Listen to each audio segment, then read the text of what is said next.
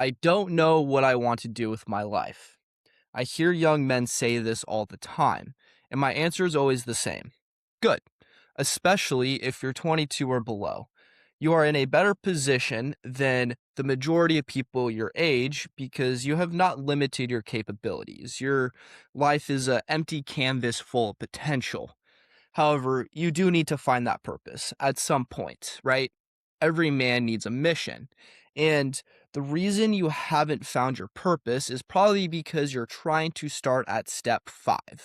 You want the mission without the clarity, and you want the clarity without the skills, and you want the skills without the experience, and you want the experience without taking action. Life doesn't work that way. Purpose is not just going to fall into your lap. The only way to find your mission is to actively move towards it, to try things. So, for those of you who are still trying to find your purpose, I ask you, what have you actually tried? Because your problem is not that you don't have a purpose. Your problem is that you have not taken action towards finding that purpose.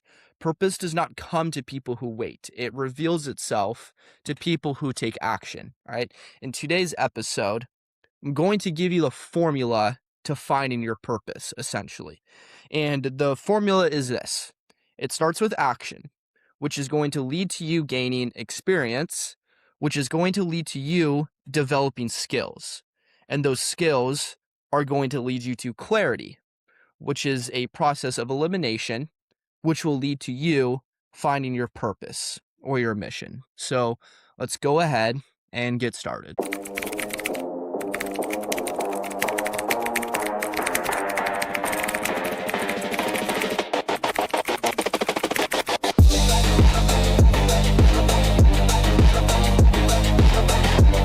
All right, step 1, taking action. Most people imagine that one day everything is going to click and they will suddenly know exactly what they were born to do. That almost never happens. Purpose is built through action, not planning, not strategizing, not researching, but by doing. And a lot of people get stuck here. Most people wait for confidence. They wait for having some kind of certainty or predictability of the results. They wait for motivation.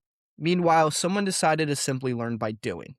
All right, so this is when we pick our actions. And in case you need help figuring out what to try, here's a pretty solid list of things you can try and things that you can probably start within the next week or two. Okay, and I want you to try and pick 2 to 4. Take on as much as you can, and I'm going to explain why throughout the episode. Okay, and I want to make something very clear here as well. You don't try these things for a week or even a month.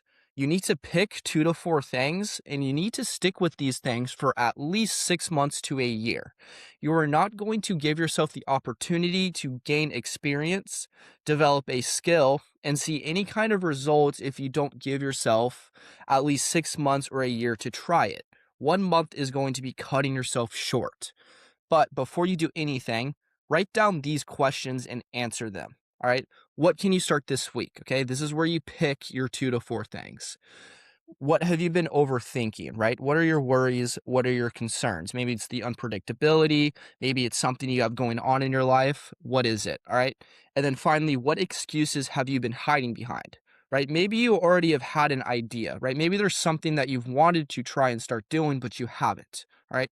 Why? Right? And answer these in the comments, DM me or something, TikTok, Instagram. Okay, I'll answer them. All right, moving on to step 2, experience. Now we have taken action, and we have been doing so for about 6 months.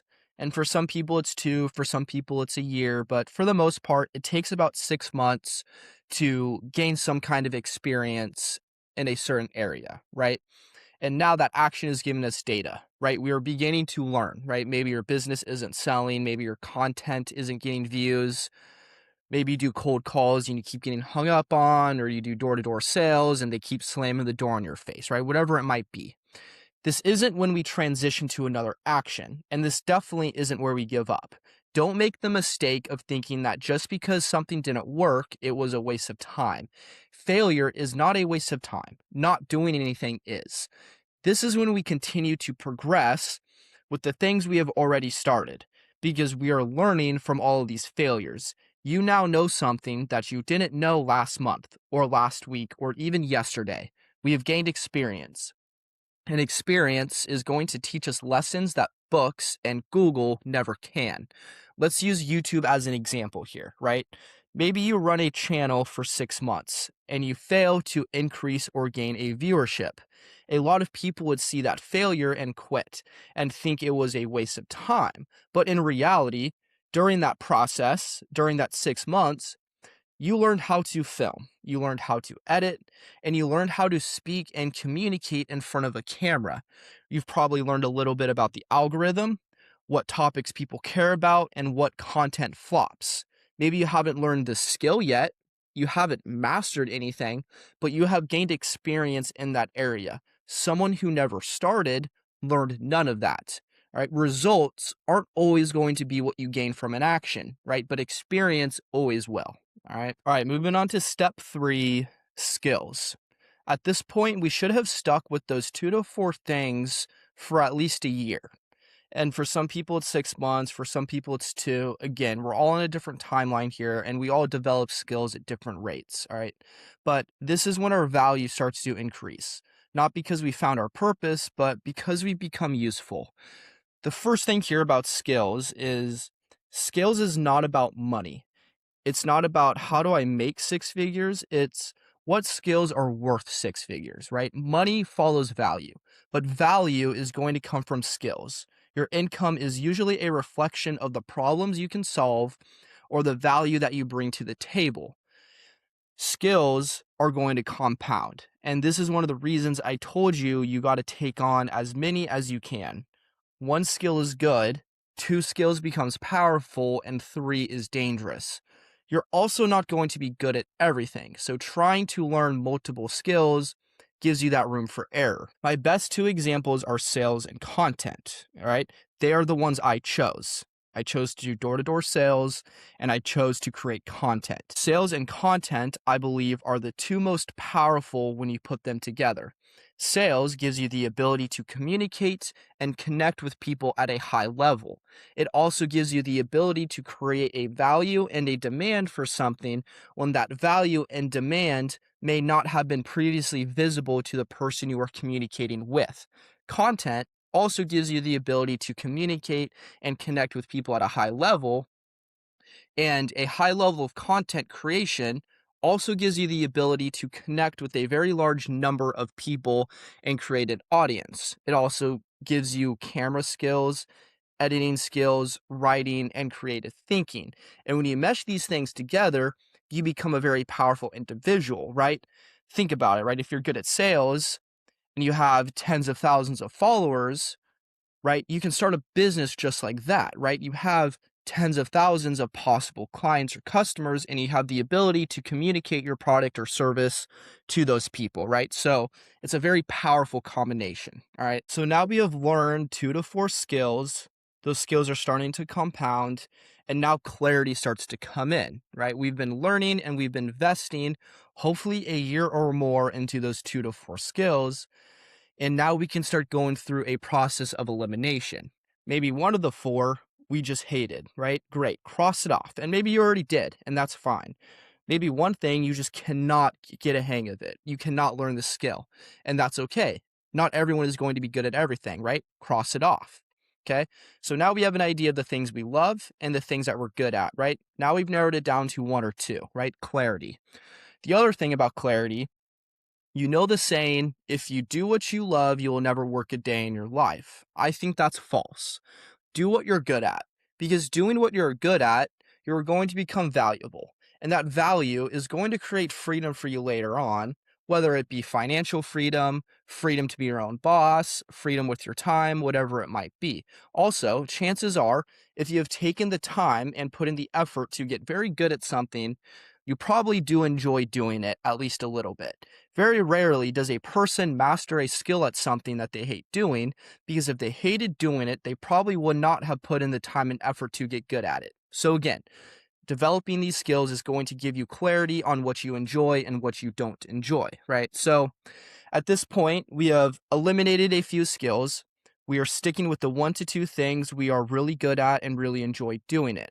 Now we're starting to find a purpose, right? Our purpose and our mission is starting to take shape. We have found what we are naturally drawn towards, not because someone told us and not because it fell into our lap. It's because we actively took steps towards finding it. And now our mission starts to seem obvious because we've built our mission. We went out and discovered our mission. Our mission didn't find us. It revealed itself to us. Right. So now we're able to look back on everything we've been doing for the last 2, 3, maybe 5 years, right? Again, we're all on our own timeline. And now everything feels certain at this point. But when we started, when we were in the action stage, we had no idea where life was going, right? Everything now should start to make sense.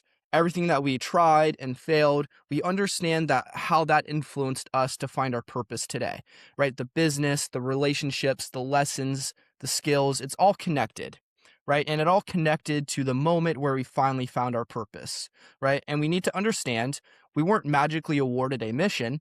It appeared to us after 1, 3, 5 years of hard work and uncertainty because we became a person capable of recognizing it. 3 to 5 years ago, you would not have noticed the opportunity, but now we see it immediately because we've changed, right? The action led to experience, which gave us new skills, which gave us discipline, value, wisdom, confidence, right? Which gave us clarity, which allowed us to eliminate, and our purpose revealed itself. We also need to know that our mission will change. Your mission at 20 will be different than our mission at 30 or 40, right? Maybe it starts with sales, which leads you to starting your own business. Maybe it's TikToks, which leads to you starting a podcast, right? Maybe it's building your body, which leads you to building finances, right? Which leads me to my last point here. You might find yourself repeating this formula multiple times throughout your life, but each time it gets easier and it compounds. For example, maybe your first ever action is sales, and you gain experience in sales, and you develop the skill of sales, and your mission becomes sales, right? But a few years down the line, now you want to start your own business, right? And that skill compounds, the sales compounds into you starting your own business. And now starting your own business becomes your action, and you gain experience in starting a business. You learn the skill of starting a business. You gain clarity on what that business is going to be, and that business becomes your mission, right? So be prepared to repeat this process multiple times throughout your life, but know that each time it's going to get easier because each mission that you discover throughout your life, the skills that you learn to find that mission are going to compound and apply to your next mission. Okay. One last thing here, actually. So the formula we talked about today is not set in stone. It's very fluid. We all learn at different rates, and some of us are going to gain clarity quicker than others, right? Use me as an example. The 2 actions that I chose are sales and content. Content I've been doing for about 7 months. I'm not close to gaining the skill yet. I have gained some experience, right? But the skill is not there yet, and I do not have clarity on it yet. But I am sticking with it and following the formula because I do enjoy it, right? But sales, on the other hand, I've been doing sales for a little over a month.